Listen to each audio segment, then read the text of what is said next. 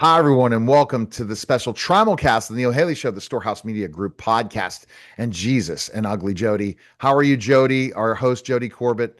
Jody, it's you. I want you wanted to first talk about Easter, and especially it's not Easter's not over; it just has begun. As we're celebrating it for a lot longer than just that one day on Sunday. But talk about more about that, and then we're going to get into some more about how you work with your clients.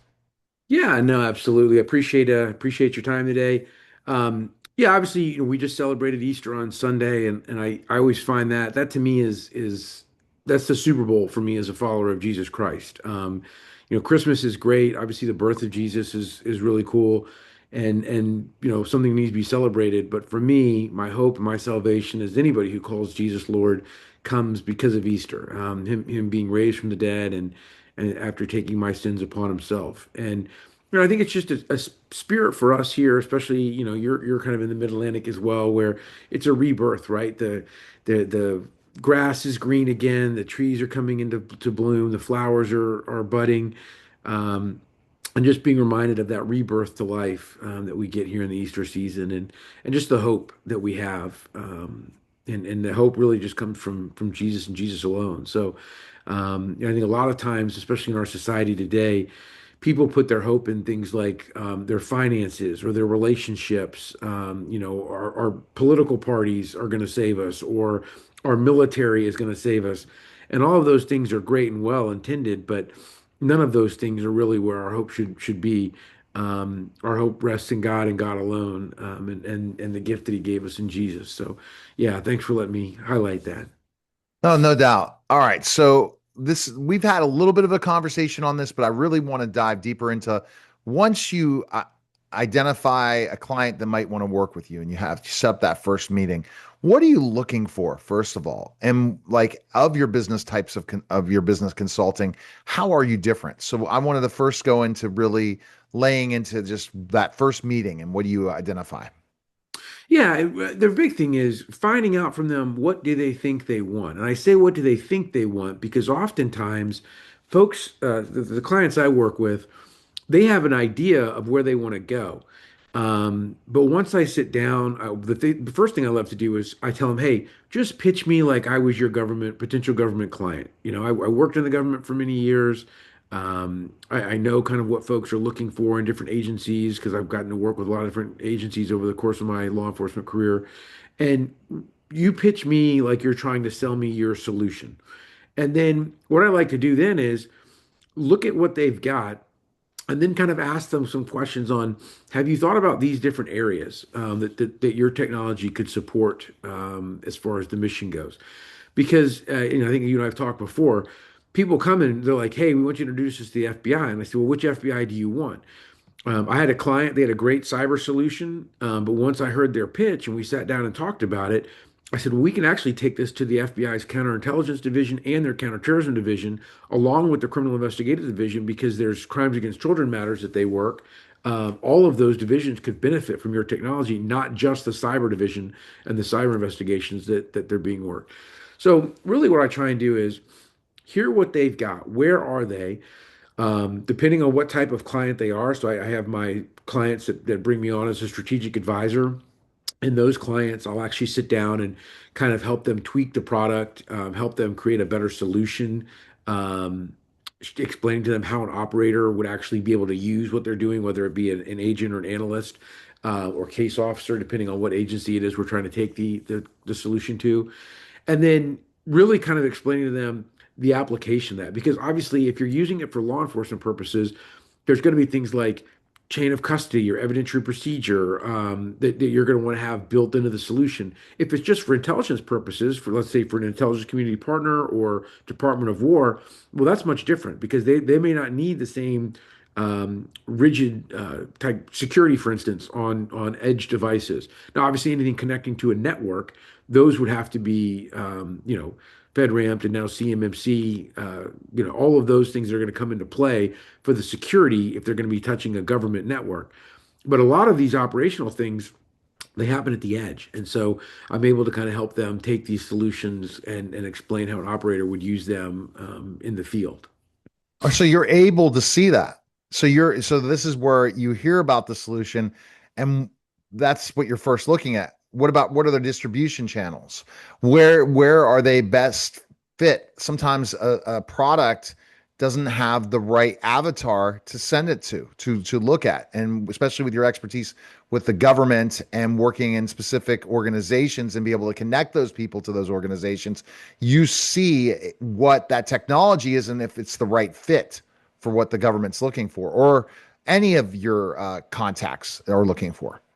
Yeah, to that point, I mean, I've got, one of the clients I've got, they have a solution. It's a very incredible kind of an analytical tool that can connect multiple data sets, and it's being used extensively throughout the financial institutions. And obviously, the banking and financial community that's using it, which is the vast majority, by the way, are using it because it's helping them make their decision-making cycles faster, and they're making money off of that. So that type of technology in government use would be phenomenal because it can help them make faster decisions on things like, targeting packages on potential terrorists who are trying to do bad things to us, criminal organizations and the structure of those organizations, foreign intelligence officers that are operating here in the United States. So all of those things can help us. Um, so once I kind of figure out what the solution is that they're offering and where we can take it, then again, this is for my strategic advising clients.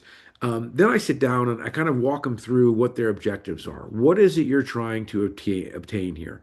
Some folks are just trying to build up a revenue base that's going to make them marketable to sell. Some want to build up a company that they want to kind of build and run and lead and turn it over to their family and create a legacy, kind of inheritance with that company, that solution. Some were just, hey, they're great patriots and they've got something to know they can help and they want to help the country and they're not really as worried about the money, especially I find if folks who have already kind of built and bought and sold a company, they've got money. They don't need necessarily more money. They just want to help. They want to be a contributor. So really that's kind of what I next try and help them with is that. And then I walk them through some of the tools of the strategist. So, we talk about how is your communication within your company? How is your decision making cycle? I walk them through things like the OODA loop. I walk them through strategic inflection points, things that have happened in their company or things that could happen in their company that will change the dynamic of how they work. Strategic inflection points can be everything from AI, for instance. How are you using AI and how that could change your business? I know you're very familiar with that. We talk about things like we look at Clausewitz's Trinity and where are you in the Trinity? How could you move? Let's say you're somewhere between chance and probability and logic and reason, but you need to reduce the chance and probability, or you need to get a little bit more passion and primordial violence going in your company. You want to get folks fired up about stuff. How can you do that? And the ability to use strategic inflection points in order to create those shifts. We talk about center of gravity. What is your company's center of gravity? What are your competitors' center of gravity? What is it that's driving them? A lot of times I'll talk to companies and as I explain to them, hey, they may think somebody's a competitor, but when you actually dig into it a little bit more and you look at what the competitor's doing and why they're doing what they're doing, you could find that there actually would be a really good strategic partner for you. So that's one of the things I bring to my clients is a lot of strategic partnership opportunities where I've got one client that's building very, very high speed servers and another client that's building an AI platform. And I've introduced them together, and that seems to be a really good build as they're starting to build that relationship. But what can I do to help bring in? And then obviously just the revenue streams. So one of the things I like to do is look at the solution, look at the technology, figure out, hey, is this something we could take to other, let's say, defense contractors or system integrators and let them become resellers, or maybe it's a managed service that they provide to their existing clients. So things like that. Those are the things that I try and bring to my clients that I think um, not every consultant does. Right. So you're looking at so many strategies. That's the difference. And when you look at yourself as a consultant, as a business consultant, you're looking at the bottom line. Are they taking it to market the correct way? Secondly, are they understanding? Then how can and what are their goals? Because you're really looking at their goals. Because they might, if they want to grow fast, they might not be the right fit for you, right? Because your strategic thing doesn't sometimes happen overnight. It's a process. Things you don't sign up with a consultant and then 10 days later your business triples in size. That's not how it works.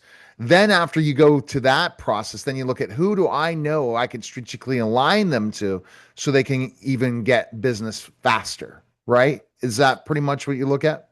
Yeah, and I'm not saying, I mean, obviously there may be people out there that can grow a business tremendously in 10 days, but um, I'd love to see the strategic value in that when you come, come back to me 2 years from now and see how that plan works out for you.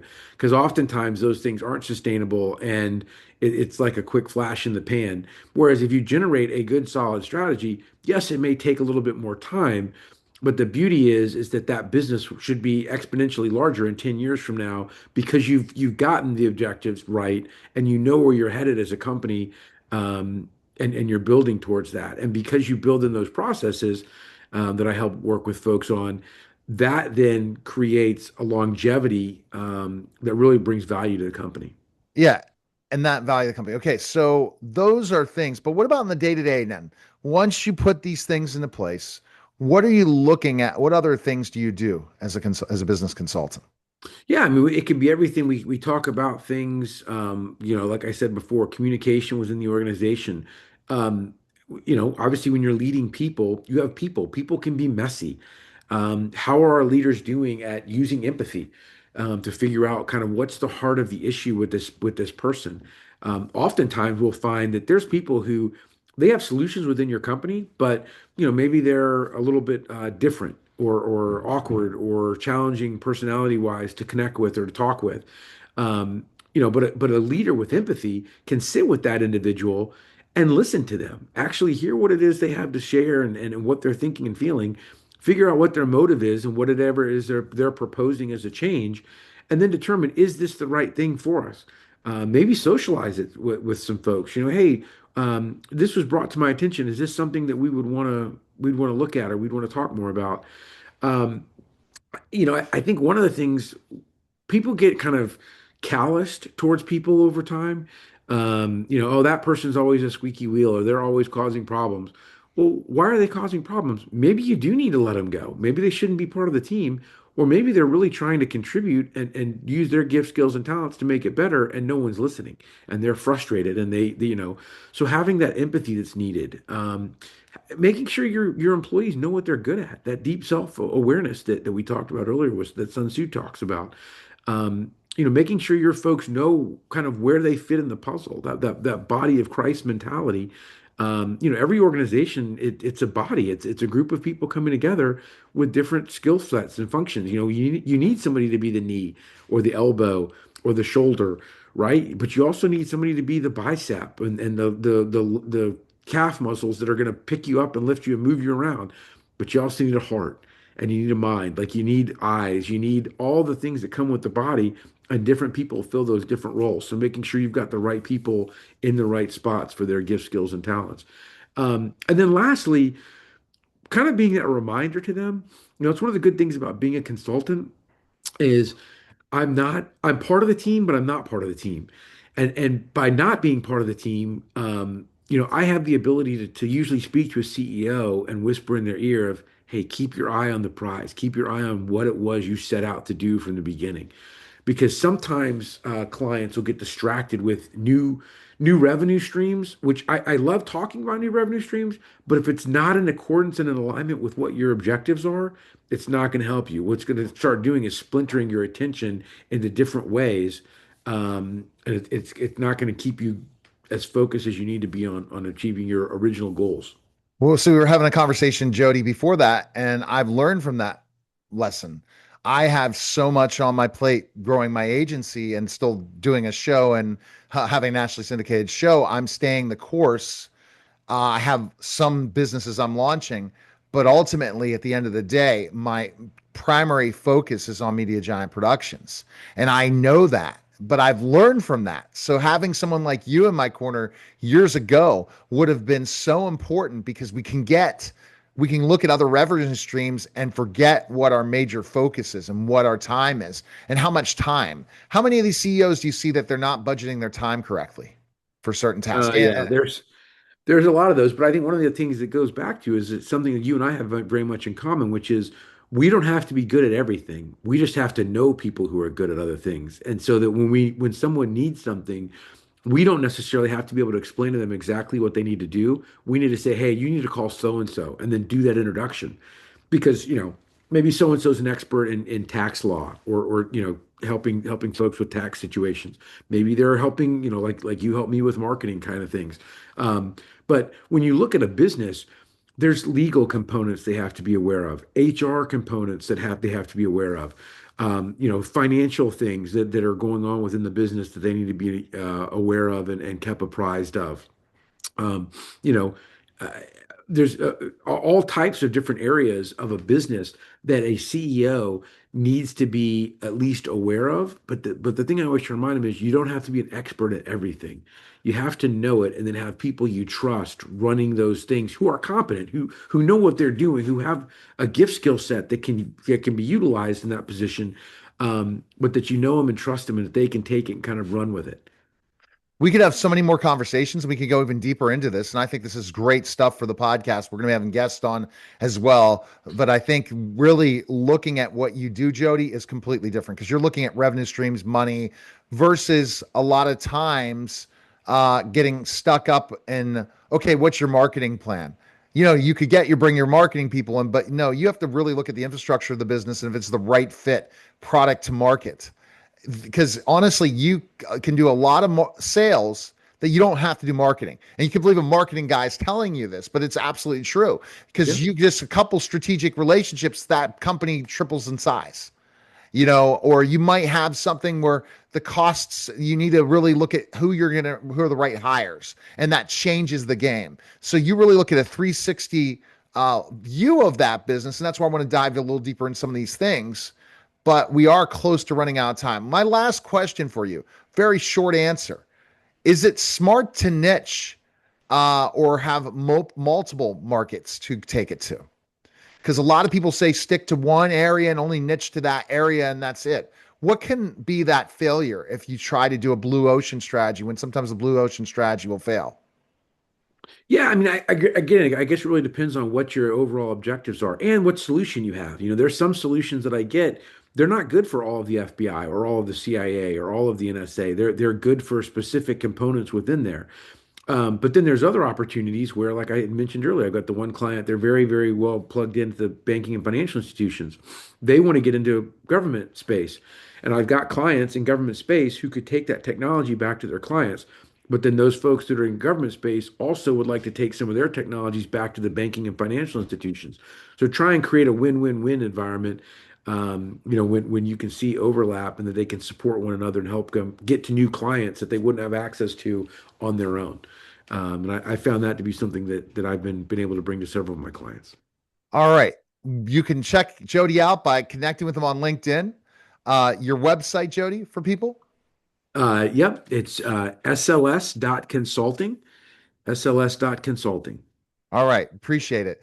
Thank you again for stopping by. That was the special Trimulcast of the Neil Haley Show, the Storehouse Media Group podcast, and Jesus and Ugly Jody. Guys, take care. Hold on All one right. second. 1 second. All right. When I say clear. Okay.